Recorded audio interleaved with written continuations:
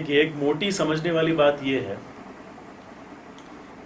कि आज देश में और रीवा में भी 65% लोग 35 वर्ष की आयु या उससे कम है। समझने वाली बात यह है कि ये देश एक युवा देश है। अगर हम रीवा भी ले लें तो 16,70,000 वोटरों में से 11 लाख वोटर 35 वर्ष या उस उम्र से कम है। तो ये एक युवा जिला भी है, युवा देश के साथ। तो ये चुनाव बिल्कुल युवा का है और बड़े मुझे दुख के साथ कहना पड़ता है कि रीवा जिले में और विंध्य में ही पढ़े लिखे युवाओं के लिए रोजगार के कोई भी ठोस साधन पिछले 15 से 20 वर्षों में नहीं आ पाए। अगर कोई आए हो तो मुझे आप बता दें। पिछली बार इंडस्ट्रियलाइजेशन डेवलपमेंट की बात करते हैं, यहाँ के मंत्री जो थे और यहाँ के जो सांसद हैं डेवलपमेंट की लोग बात करते हैं। पिछली बार यहाँ पर अगर कोई यूनिवर्सिटी आई युवाओं के लिए तो वो कांग्रेस की सरकार लाई। यहाँ पर अस्पताल आया, पंडित श्रीनिवास तिवारी अपने कर कमलों में कांग्रेस की सरकार में लेकर के आया, संजय गांधी। यहाँ पर यातायात आया, बाईपास बनवाया, ट्रेन यहाँ पर रीवा दिल्ली चलाई। इन सब का श्रेय कांग्रेस के ही मेंबर ऑफ पार्लियामेंट कांग्रेस की सरकारों को जाता है। आज युवा बेरोजगार है, पढ़ लिख लेता है, लाखों रुपए अपनी पढ़ाई में लगाता है, उसके परिजन गरीब हो जाते हैं, माँ बाप घर बेच के उसको पढ़ाते हैं, लेकिन 10 से 15 हजार की भी नौकरी वो नहीं ले पाता है।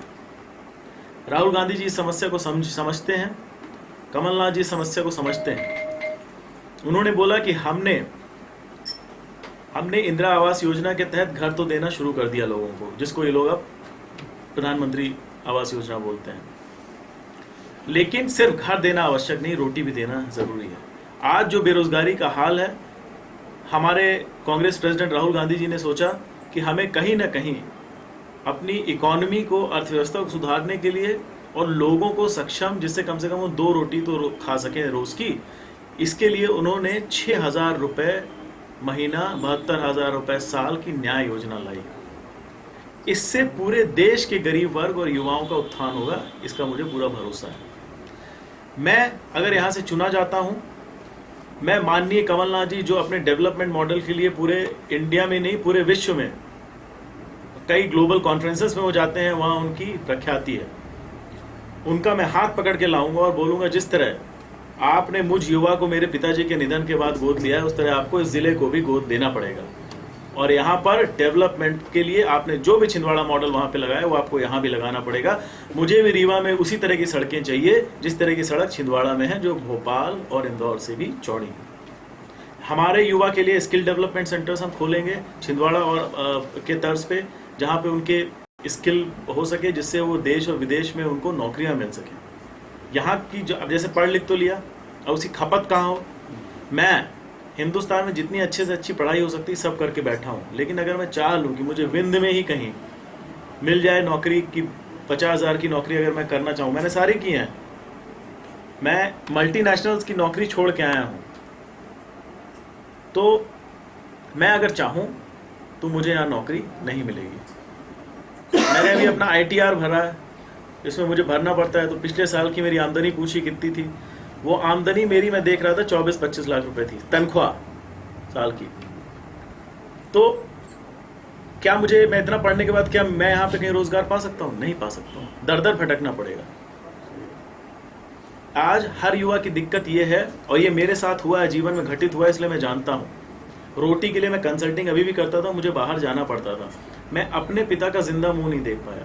और ये मेरे साथ नहीं होता, ये यहाँ के हर युवा के साथ होता है जो बाहर नौकरी करता है, घर आता है, परिजन को जीवित नहीं देख पाता, लाश ही मिलती है देखने को। और जो और बेचारे बाहर हैं वो तो जलाने के लिए भी नहीं आ पाते हैं।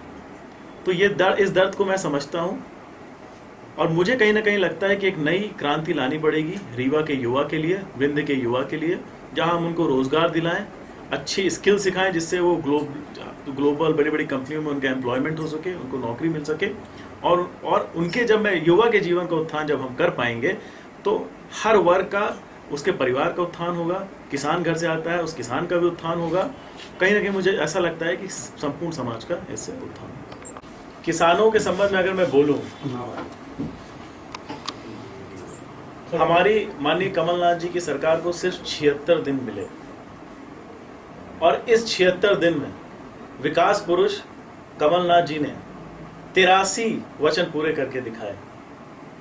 उसमें से ज्यादातर वचन किसानों के लिए थे। मैं आपको रीवा के आंकड़े दे दूं, आप मांगेंगे तो मैं आपको नाम भी दे दूंगा, नामजद बता दूंगा, क्योंकि मेरे पास करीब 20,000 की सूची अभी आने वाली है। मैं खुद अवाक रह गया, चौंक गया कि 70 दिन के अंदर सरकार 83 करोड़ का ऋण कैसे माफ कर सकती है। शिवराज सिंह चौहान जहां 1 रुपए 2 रुपए ऋण माफी देते थे, वहां कमलनाथ जी ने 70 दिन के अंदर 83 करोड़ रुपए का ऋण रीवा जिले में माफ किया है, सिर्फ 70 दिन के अंदर। मुझे तो ऐसा लगता है कि अगर 5 साल जब 5 साल की सरकार के बाद जब हम देखेंगे तो मुझे लगता है कि जितने भी किसान हैं, फार्मर्स हैं, उनके तो पूरे के पूरे लोन माफ हो जाएंगे, किसी का कोई लोन बचा नहीं रहेगा। किसानों के साथ और भी रोजगार जुड़े होते हैं, जैसे तेंदुपत्ता को भी अगर मैं ले लूं, कमलनाथ जी ने, मध्य प्रदेश सरकार ने 2000 जो पर बोरी तेंदुपत्ता के हमारे जो कर्मी होते थे, जो हमारे तेंदुपत्ता के व्यापारी होते थे, जिनको 2000 रुपये सरकार देती थी हर बोरी का, वो बढ़ा करके 2500 रुपये हो चुका है। हर वर्ग का आदमी, किसान भी उसमें होता है जो गरीब होता है, वृद्धा पेंशन और 300 रुपये से बढ़ करके 600 रुपये हो चुकी है, आना इस बार शुरू हो जाएगी। तो किसानों के उत्थान का अभी तो शुरुआत की है, उन्होंने बोला, आपने देखा होगा, अभी तो उन्होंने शुरुआत की है, ये अभी एक सपोर्ट दिया है, इसके बाद और वो सपोर्ट करेंगे और सारी योजनाएं वो लेकर के आएंगे। और किसान, अभी तो सिर्फ उन्होंने ऋण माफी की जिससे किसान खड़ा हो पाए, इसके बाद किसान की उपज जो वो करेगा उसका कैसे इस्तेमाल किया जाए प्रदेश में, कैसे उसका जीवन खुशहाल किया जाए। क्योंकि भाई अगर इसको आप रोजगार के जैसे देखें तो शिवराज सिंह चौहान ने तो किसानी को रोजगार, उन्होंने इतना डिस्करेज किया था कि कोई करे ना किसानी। किसानी को शिवराज सिंह चौहान ने, भारतीय जनता पार्टी ने 15 साल में आत्महत्या का एक केंद्र बना दिया था। किसानी मतलब आत्महत्या लोग सोचने लग गए थे। हम किसानों के स्वर्णिम दिन वापस लेकर के आएंगे जो कांग्रेस की सरकार में थी। बिजली के बिल 100 रुपए हो चुके हैं, जो 200 रुपए थे सब देख रहे हैं, सारे बिजली के बिल आधे हो चुके हैं।